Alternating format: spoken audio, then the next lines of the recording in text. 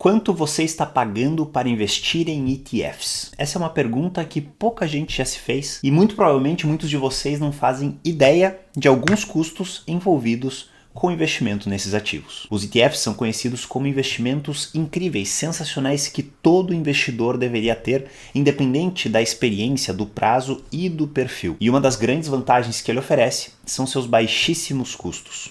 Porém, dentre esses custos, existem alguns que pouca gente conhece. E no vídeo de hoje eu vou trazer para vocês quais são esses custos, por que eles existem, o que afeta eles, como eles ficam maiores ou menores, e como eles podem afetar o seu resultado e a sua estratégia no curto e no longo prazo. O primeiro custo, e o mais conhecido de todos, para investir em um ETF, é o custo da taxa de administração, pago para a gestora do ETF que faz o controle dos ativos dentro dele. Essa taxa é aquela que todo mundo conhece, que todo mundo fala. VO cobra 0,03, QQQ cobra 0,20. Essa é a taxa de administração.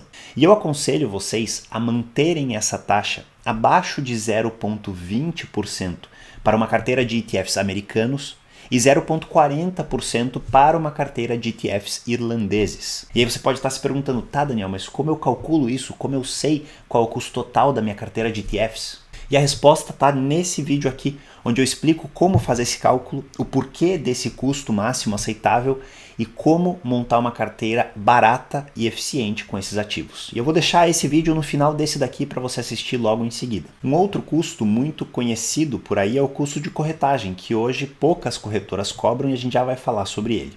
E outros dois custos pouco conhecidos, pouco falados e pouco entendidos por aí são os custos do Premium and Discount e os custos do Bid-Ask Spread. O Bid-Ask Spread é a diferença do preço de compra e de venda em determinado momento. Para vocês entenderem, eu gosto de trazer um exemplo como se você fosse dono de um apartamento, quisesse vender esse apartamento na sua cabeça vale, sei lá, 500 mil reais, e existe apenas um comprador para esse apartamento. E esse único comprador está disposto a te pagar 300 mil reais pelo apartamento que você considera que vale 500 mil. Agora imagina a diferença entre o preço que você acha que vale e quer vender e o preço que o comprador acha que vale e quer comprar. É uma diferença enorme. É um bid-ask spread gigantesco. Agora, em outra situação, imagina que você está querendo vender o seu mesmo apartamento de 500 mil reais, mas existem 500 pessoas querendo comprar esse apartamento de você. E dentre essas 500 pessoas, muita gente querendo comprar um apartamento, alguém estará disposto a pagar, se não 500 mil, 498 mil, um preço muito próximo ao que você acha que vale o seu apartamento. Veja que nesse caso, o bid-ask spread, que é a diferença entre o preço do comprador e do vendedor, é muito pequena. E isso favorece tanto o comprador quanto o vendedor, porque eles não precisam abrir mão de um preço e dar um desconto muito grande ou pagar muito mais do que estão dispostos a pagar para fazer aquele negócio. Com as ações e com os ETFs funciona da mesma maneira. O bid-ask spread é a diferença entre o preço daqueles que estão vendendo o ETF com aqueles que estão comprando o ETF. Quanto mais pessoas negociam o ETF na bolsa, mais próximo é esse custo, mais próximo é esse preço de compra e venda e mais justo é o preço que você comprará quando estiver entrando na posição e venderá ela quando estiver saindo. ETFs pouco negociados possuem bid-ask spreads altíssimos, de alguns dólares talvez, então você sempre vai estar pagando dólares mais caros para entrar e dólares mais baratos para sair. Já ETFs que são muito negociados, com milhões e milhões de investidores diariamente comprando e vendendo, essa diferença se torna insignificante, é uma diferença de literalmente 1 centavo. Então você sabe que sempre estará pagando o melhor preço possível de acordo com aquela negociação. Já o segundo custo, que pouca gente conhece, é o Premium and Discount. Esse daqui é uma diferença entre o preço que o ETF vale e o preço que estão pagando por ele. Se você não sabe, os ETFs são cestas de ativos, são cestas que contêm diversos ativos, pode ser renda fixa, renda variável, commodities, enfim, diferentes tipos de ativos do mercado financeiro que o ETF investe. Aí digamos que o ETF investe em 500 empresas que somadas têm um valor de 100 dólares. Esses 100 dólares que valem essas 500 empresas é o que a gente conhece como NAV, ou Net Asset Value, que é o preço de verdade daqueles ativos que o ETF possui. Só que esse não é o preço exato que o investidor vai pagar pelo ETF. O investidor pode pagar 99 dólares, 101 dólares. E esse é justamente o premium, quando você paga um pouco a mais do que ele vale, e o discount, quando você paga um pouco a menos do que ele vale. Então, no nosso exemplo, se os ativos de um ETF valem $100 e ele está sendo negociado por $100,10, você está pagando um premium, você está pagando um pouquinho a mais do que ele vale. Se ele está negociando a $99,90, você está pagando por ele com um pequeno desconto. E assim como o bid-ask spread, que é influenciado pela quantidade de investidores, o premium and discount também é influenciado por fatores externos. O principal deles é a dificuldade de negociar os ativos que contém no ETF. Então, se é um ETF, por exemplo, de renda fixa de maus pagadores em mercados emergentes, são títulos muito difíceis de negociar, de comprar e vender, e essa dificuldade faz com que o preço descase do seu valor, causando um premium ou um discount. Uma outra razão para esse preço estar descolado, digamos, da realidade, é quando existe um volume muito grande de compra ou de venda em um ETF. E o gestor do ETF e os participantes autorizados, eles não têm tempo suficiente para equilibrar o preço depois desse fluxo tão grande de entrada ou saída. E se você não entende quem são os participantes autorizados, os gestores e o funcionamento de um ETF, que pouquíssima gente entende, eu vou deixar um outro vídeo que eu gravei há um tempo atrás explicando tudo isso aqui e também lá no final desse vídeo para você assistir em seguida. E assim como o bid-ask spread, o premium and discount, que é o segundo custo que a gente está falando, eles só incidem na compra e na venda do ETF. Então, se você é um investidor de longuíssimo prazo, que é o ideal, que é o que eu ensino aqui, o que eu defendo, se você está investindo para várias décadas, você não precisa se preocupar tanto com esses custos, porque eles só vão te afetar quando você comprar o ETF e quando você vender daqui várias décadas. Então ele acaba se diluindo e se tornando praticamente insignificante, mesmo que ele seja um pouquinho a mais do que o ideal. Um outro custo que também só incide na compra e na venda de um ETF é o custo de corretagem, que hoje várias corretoras não cobram mais. Antigamente, há diversas décadas, a corretagem chegava a ser 30, 40, 50 dólares por ordem. Hoje as pessoas reclamam de ter que pagar $2 numa corretora extremamente robusta, com acesso a ótimos ativos, como é o caso da Interactive Brokers. Outras corretoras, a grande maioria aqui nos Estados Unidos e várias no Brasil, já não cobram mais esse custo de corretagem. Mas ainda assim, não devemos temer tanto esse custo de corretagem. Assim como os outros custos que eu falei até agora, ele só incide na entrada e na saída. E quando é um custo muito baixo, relativo ao valor da ordem que você faz, ele se torna insignificante. Então, digamos que você tem que pagar $2 de ordem, numa ordem de $200, você vai estar pagando 1% de custo nessa entrada. Se daqui 30 anos você vender essa posição e tiver que pagar novamente essa corretagem, veja como são $4 no período de 30 anos, onde o teu patrimônio vai multiplicar diversas vezes. Então é literalmente um custo que não vai influenciar negativamente os seus resultados. Ele só vai influenciar negativamente se você está fazendo ordens muito pequenas, de 15, 20, 30 dólares, e pagando $2 por elas. Aí o percentual de custo acaba se tornando muito alto e aí sim demoraria muito tempo para você recuperar isso. E agora, antes de falar sobre o que determina esses custos e trazer um pouco mais de ensinamento sobre o funcionamento dos ETFs, vamos olhar alguns exemplos dos mais comuns que a gente vê por aí. Para começar, eu quero mostrar essa trinca aqui que investe no S&P 500, que são os ETFs SPY, IVV e VOO. Os três fazem exatamente a mesma coisa, investem no S&P 500. Porém, o SPY tem um custo de 0,09%, que é 3 vezes maior do que o custo de taxa de administração do VOO e do IVV. Então, se o seu objetivo um dia é investir no S&P 500, em parte da sua carteira, uma carteira inteira só nele não faz tanto sentido, você deveria escolher ou o IVV ou o VOO, pois eles fazem a mesma coisa, cobram o mesmo e são 3 vezes mais baratos, olhando para a taxa de administração, do que o SPY. E como todos eles, esses três, têm muita negociação e são ativos de muito fácil acesso, os outros custos, bid-ask spread, premium discount, eles são insignificantes, eles são muito baixos para você investidor. E antes de mostrar alguns outros exemplos, você consegue ver todos esses custos que eu estou falando no site etf.com. Você digita etf.com/ o ticker do seu ETF, IVV, VOO, QQQ, que é o que a gente vai ver agora, e você tem acesso a todos esses dados.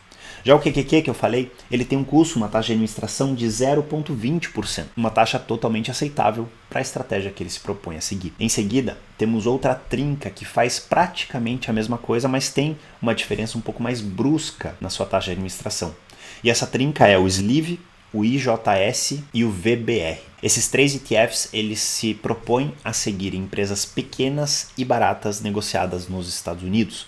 E você pode ver aqui na tela que o VBR custa 0,07%, o Sleeve custa 0,15% e o IJS custa 0,18% de taxa de administração. Ah, Daniel, então o VBR é melhor que os outros, porque ele cobra mais barato. Não necessariamente. O VBR ele segue um índice que engloba tanto as small caps, que são empresas pequenas, quanto as mid caps. Então, se o teu objetivo é se expor a empresas verdadeiramente pequenas, de valor, que são as mais baratas, eu, particularmente, prefiro o Sleeve. E mesmo que ele cobre uma taxa de administração mais alta, não é essa diferença que vai prejudicar a sua carteira no longo prazo. É uma diferença relativamente pequena frente aos benefícios dessa estratégia. Agora, seguindo nos nossos exemplos, quando você entra em ETFs mais específicos de setores ou estratégias específicas, naturalmente ele fica mais caro e a gente vai falar sobre o que afeta esses preços já já. E aqui eu trago 2 exemplos para vocês. A gente tem o SOX, SOXX, que é um ETF que investe em semicondutores. E ele tem uma taxa de administração de 0,35%. Temos também o ETF Robo, que investe em empresas ligadas à robótica, à inteligência artificial e a novas tecnologias. E veja que o custo dele é de 0,95% ao ano. Aí sim, nesse caso, é um custo muito alto, que eu aconselho vocês considerarem se realmente vale a pena a exposição a esse ETF, pagando tão caro assim. E aí você pode estar se perguntando o que determina todos esses custos. Vamos falar de um por um. Primeiro, corretagem. Quem determina a corretagem é a corretora. Quanto maior a competição que a gente tem, maior é a tendência de reduzirem os preços. Essa é a maravilha do capitalismo, da competição entre empresas, que favorece drasticamente nós consumidores, no caso, nós investidores. E a gente precisa tomar cuidado porque algumas corretoras cobram corretagem iludindo os investidores, dando vantagens que literalmente não fazem diferença nenhuma, que nem precisariam estar lá, e te fazem pagar caro por um serviço que não é justificado. Já outras corretoras, como eu comentei no início do vídeo sobre a Interactive Brokers, que te cobram uma corretagem pequena, mas te oferecem uma plataforma extremamente robusta e acesso aos melhores investimentos que existem no mundo, aí sim vale a pena esse pequeno custo. O Premium and Discount é influenciado por alguns fatores técnicos, difíceis de entender, mas principalmente pela liquidez e a facilidade de acesso dos ativos que compõem o ETF. Então, se você vai investir num ETF que investe nas 500 maiores empresas dos Estados Unidos, é extremamente fácil acessar essas empresas. Então, esse custo será praticamente inexistente.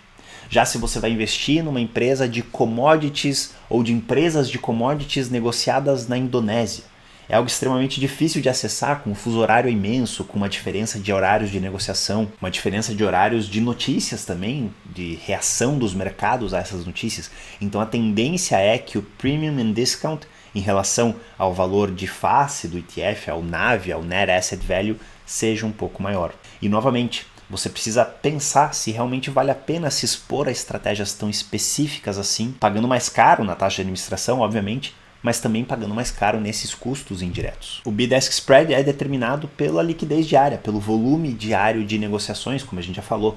Quanto mais negociações existem, mais próximo é o preço de compra e venda e melhor para você investidor. Agora, se você vai investir no ETF que ninguém quer, que ninguém negocia, que ninguém está ofertando no mercado, aí sim a diferença entre preços de compra e de venda será maior e o seu custo indireto será maior também. Por fim, a taxa de administração, que é o principal custo, é o que mais te afeta, pois é cobrada anualmente, você sempre pagará essa taxa e ela é proporcionalmente maior do que as outras, é afetada por 4 principais variáveis. A primeira delas, oferta e demanda. Quanto mais gente quer um ETF, maior é a competição entre os gestores para gerar aquele ETF para atrair os investimentos. Então, se tem muita gente buscando uma estratégia, provavelmente terão diversos gestores de ETFs que criam os ETFs replicando aquela estratégia e oferecendo ao mercado. E aí existe uma guerra de preços, eles abaixam as taxas para atrair mais investidores. O segundo ponto que afeta a taxa de administração é a facilidade de negociação dos ativos e de custódia daqueles ativos. Então, se um ETF negocia as 500 maiores empresas dos Estados Unidos, ele pode cobrar muito mais barato do que um ETF que negocia barras físicas de ouro, por exemplo. Essas barras precisam estar no local seguro, assegurado, e o custo de gestão e de custódia disso é muito mais alto. Então é natural que vejamos taxas de administração de um ETF de ouro ou de uma estratégia mais específica sendo mais alto do que de uma estratégia mais comum, mais ampla, mais simples, como é o do S&P 500. E esse é o terceiro ponto que afeta a taxa de administração do ETF, a complexidade da estratégia.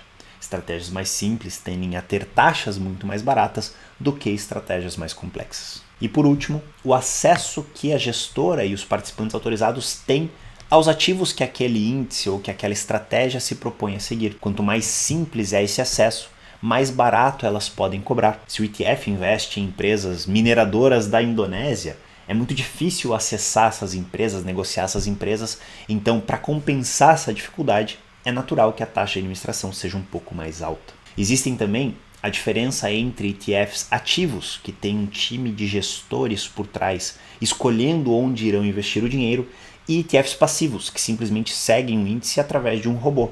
Nesse caso, os ETFs ativos são muito mais caros e não trazem melhores resultados de longo prazo, e os ETFs passivos são muito mais baratos, muito mais eficientes, e os que você devia ter na sua carteira. E agora que você entende quais são esses custos, de onde eles vêm, como eles te afetam, como eles são criados e por que eles existem, está na hora de você ver se a sua carteira se encaixa num custo aceitável para o longo prazo.